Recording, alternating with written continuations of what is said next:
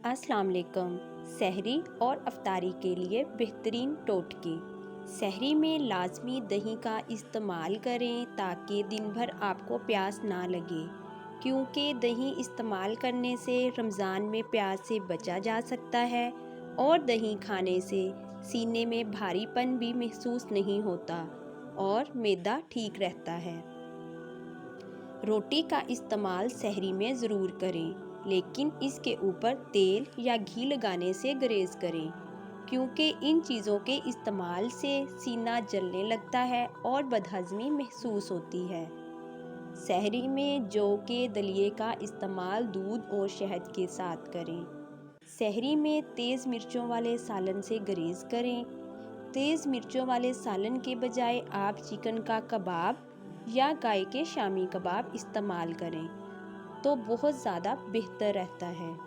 अफ्तारी में एक साथ बहुत ज़्यादा पानी का इस्तेमाल ना करें। रमज़ान में इसबगोल का इस्तेमाल ज़रूर करें ताकि आपका कोलेस्ट्रॉल लेवल कंट्रोल में रहे और दिन भर पानी की कमी की वजह से कब्ज़ का सामना ना करना पड़े। रोज़ा खोलने के लिए कम से कम 2 खजूर ज़रूर खाएं।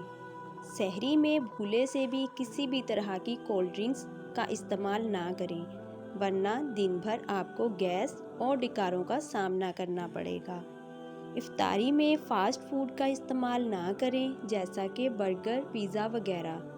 पकोड़े बनाएं, इसमें सब्जियां ज़रूर डालें, जैसा कि आलू, पालक और हरी प्याज वगैरह, क्योंकि ये ग़िज़ाइयत से भरपूर होती हैं।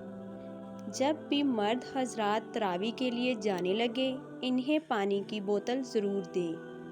अफ्तारी के फ़ौरन बाद चाय का इस्तेमाल ना करें, आधे 1 घंटे बाद चाय पिएं। सहरी में बहुत ज़्यादा चिकनाई वाले खानों से परहेज़ करें।